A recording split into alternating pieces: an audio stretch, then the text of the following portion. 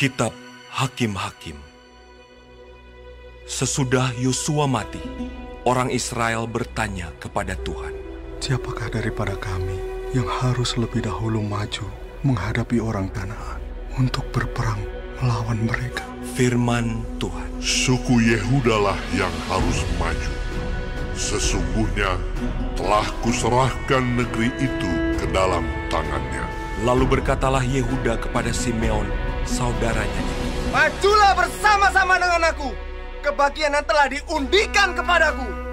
Dan baiklah kita berperang melawan orang Kanaan. Maka aku pun akan maju bersama-sama dengan engkau ke bagian yang telah diundikan kepadamu." Lalu Simeon maju bersama-sama dengan dia. Maka majulah suku Yehuda, lalu Tuhan menyerahkan orang Kanaan dan orang Feris ke dalam tangan mereka. Dan mereka memukul kalah orang-orang itu dekat Besek, 10.000 orang banyaknya. Di Besek, mereka menjumpai Adoni Besek dan berperang melawan dia. Dan mereka memukul kalah orang Kanaan dan orang Feris. Tetapi Adoni Besek melarikan diri, lalu mereka mengejarnya, menangkapnya, dan memotong ibu jari dari tangannya dan dari kakinya. Kata Adoni Besek, "Ada 70 raja dengan terpotong ibu jari tangan dan kakinya, memungut sisa-sisa makanan di bawah meja aku. Sesuai dengan yang kulakukan itu, demikianlah dibalaskan Allah kepadaku." Kemudian ia dibawa ke Yerusalem dan mati di sana. Sesudah itu Bani Yehuda berperang melawan Yerusalem, merebutnya, lalu memukulnya dengan mata pedang dan memusnahkan kota itu dengan api. Kemudian Bani Yehuda maju berperang melawan orang Kanaan yang diam di pegunungan, di tanah Negeb, dan di daerah bukit. Lalu suku Yehuda bergerak menyerang orang Kanaan yang diam di Hebron. Nama Hebron dahulu adalah Kiryat Arba, dan memukul kalah Sesai, Ahiman, dan Talmai. Dari sana mereka bergerak menyerang penduduk Debir. Nama Debir dahulu adalah Kiryat Sefer. Berkatalah Kaleb, "Siapa yang mengalahkan dan merebut Kiryat Sefer? Kepadanya akan kuberikan Aksa anakku menjadi istrinya." Dan Otniel, anak Kenas adik Kaleb, merebut kota itu. Lalu Kaleb memberikan Aksa anaknya kepadanya menjadi istrinya. Ketika perempuan itu tiba, dibujuknya suaminya untuk meminta sebidang ladang kepada ayahnya. Maka turunlah perempuan itu dari keledainya. Lalu berkatalah Kaleb kepadanya, "Ada apa?" Jawabnya kepadanya, "Berikanlah kepadaku suatu hadiah. Telah kau berikan kepadaku tanah yang gersang. Berikanlah juga kepadaku mata air." Lalu Kaleb memberikan kepadanya mata air yang di hulu dan mata air yang di hilir. Keturunan Hobab ipar Musa, orang Keni itu, maju bersama-sama dengan Bani Yehuda dari kota pohon korma ke padang gurun Yehuda di tanah Negeb dekat Arad. Lalu mereka menetap di antara penduduk di sana. Yehuda maju bersama-sama dengan Simeon, saudaranya itu. Lalu mereka memukul kalah orang Kanaan penduduk Sefat. Mereka menumpas kota itu. Sebab itu, kota itu dinamai Horma. Selanjutnya suku Yehuda merebut Gaza dengan daerahnya, Askelon dengan daerahnya, dan Ekron dengan daerahnya. Dan Tuhan menyertai suku Yehuda, sehingga mereka menduduki pegunungan itu. Tetapi mereka tidak dapat menghalau penduduk yang di lembah, sebab orang-orang ini mempunyai kereta-kereta besi. Kepada Kaleb telah diberikan Hebron, seperti yang dikatakan Musa dahulu. Dan dari sana telah dihalaukannya anak-anak yang 3 itu. Tetapi orang Yebus, penduduk kota Yerusalem, tidak dihalau oleh Bani Benyamin. Jadi orang Yebus itu masih diam bersama-sama dengan Bani Benyamin di Yerusalem sampai sekarang. Keturunan Yusuf juga maju menyerang Betel, dan Tuhan menyertai mereka. Keturunan Yusuf menyuruh orang mengintai Betel itu. Nama kota itu dahulu adalah Luz. Ketika pengintai-pengintai itu melihat seorang keluar dari kota itu, maka berkatalah mereka kepadanya, "Tolong, tunjukkan bagaimana kami dapat memasuki kota ini. Maka kami akan memperlakukan engkau sebagai sahabat." Lalu ditunjukkanlah kepada mereka bagaimana mereka dapat memasuki kota itu. Dan mereka memukul kota itu dengan mata pedang. Tetapi orang itu dengan seluruh kaumnya dibiarkan mereka pergi. Orang itu pergi ke negeri orang Het dan mendirikan di sana sebuah kota yang dinamainya Luz. Demikianlah nama kota itu sampai sekarang. Suku Manasye tidak menghalau penduduk Bet-Sean dan penduduk segala anak kotanya, penduduk Ta'anak dengan segala anak kotanya, penduduk Dor dengan segala anak kotanya, penduduk Yebleam dengan segala anak kotanya, dan penduduk Megido dengan segala anak kotanya. Sebab orang Kanaan itu berkeras untuk tetap diam di negeri itu. Setelah orang Israel menjadi kuat, mereka membuat orang Kanaan itu menjadi orang Rodi dan tidak menghalau mereka sama sekali. Suku Efraim pun tidak menghalau orang Kanaan yang diam di Geser, sehingga orang Kanaan itu tetap diam di tengah-tengah mereka di Geser. Suku Zebulon tidak menghalau penduduk Kitron dan penduduk Nahalol, sehingga orang Kanaan itu tetap diam di tengah-tengah mereka, walaupun sebagai orang Rodi. Suku Asyer tidak menghalau penduduk Akko, penduduk Sidon serta Ahlab, Akshit, Helba, Afek, dan Rehob. Sehingga orang Asyer itu diam di tengah-tengah orang Kanaan, penduduk asli di negeri itu, sebab orang-orang itu tidak dihalaunya. Suku Naftali tidak menghalau penduduk Bet-Semes dan penduduk Bet-Anat, sehingga mereka diam di tengah-tengah orang Kanaan, penduduk asli di negeri itu. Tetapi penduduk Bet-Semes dan Bet-Anat itu menjadi orang Rodi bagi mereka. Orang Amori mendesak Bani Dan ke sebelah pegunungan dan tidak membiarkan mereka turun ke lembah. Dan orang Amori itu berkeras untuk tetap diam di Harheres, di Ayalon, dan di Saalbim, walaupun mereka mendapat tekanan berat dari keturunan Yusuf, sebab mereka menjadi orang Rodi. Daerah orang Amori itu mulai dari pendakian Akrabim, dari Sela terus ke atas. Lalu malaikat Tuhan pergi dari Gilgal ke Bokim dan berfirman, "Telah kutuntun kamu keluar dari Mesir, dan kubawa ke negeri yang kujanjikan dengan bersumpah kepada nenek moyangmu. Dan aku telah berfirman, aku tidak akan membatalkan perjanjianku dengan kamu untuk selama-lamanya. Tetapi janganlah kamu mengikat perjanjian dengan penduduk negeri ini. Mesbah mereka haruslah kamu robohkan. Tetapi kamu tidak mendengarkan firman-Ku. Mengapa kamu perbuat demikian? Lagi aku telah berfirman, aku tidak akan menghalau orang-orang itu dari depanmu, tetapi mereka akan menjadi musuh. Dan segala Allah mereka akan menjadi jerat bagimu." Setelah malaikat Tuhan mengucapkan firman itu kepada seluruh Israel, menangislah bangsa itu dengan keras. Maka tempat itu dinamai Bokim. Lalu mereka mempersembahkan korban di sana kepada Tuhan.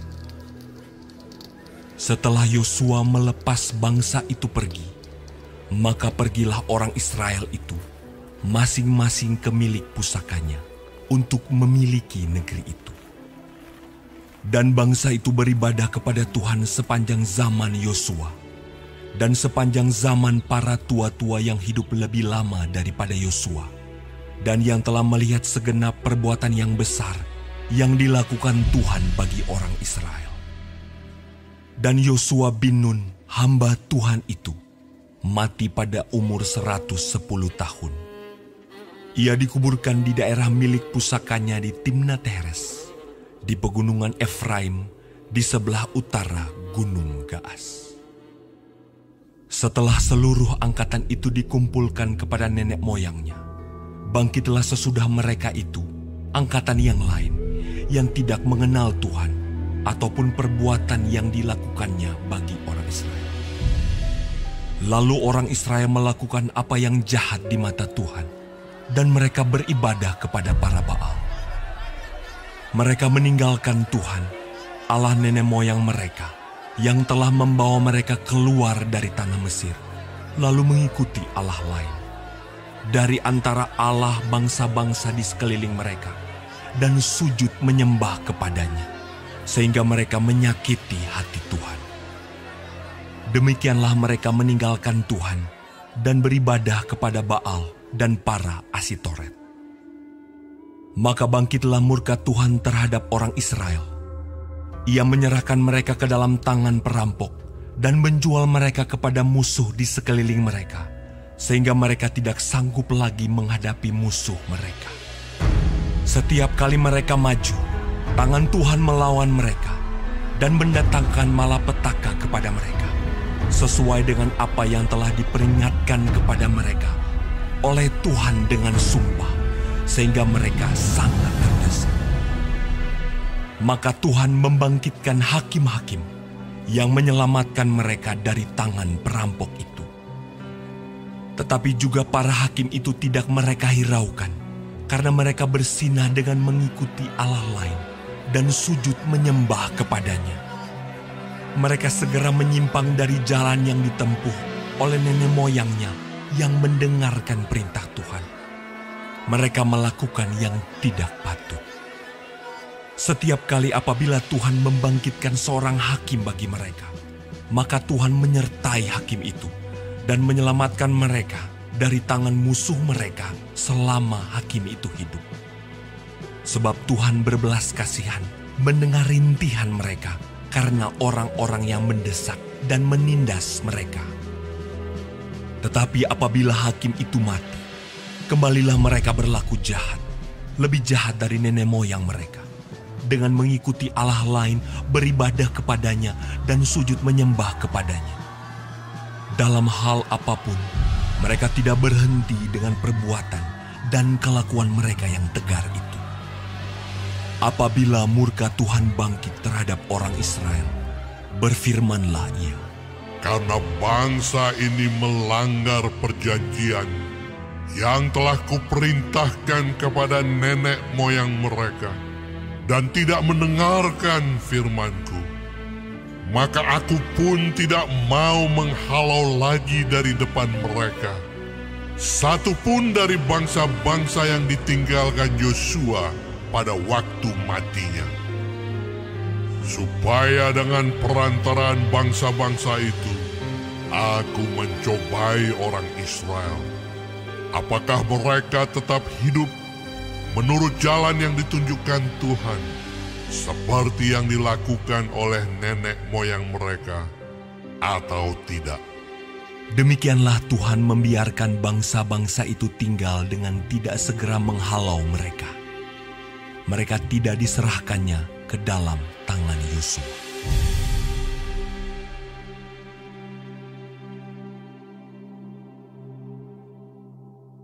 Inilah bangsa-bangsa yang dibiarkan Tuhan tinggal untuk mencobai orang Israel itu dengan perantaraan mereka, yakni semua orang Israel yang tidak mengenal perang Kanaan.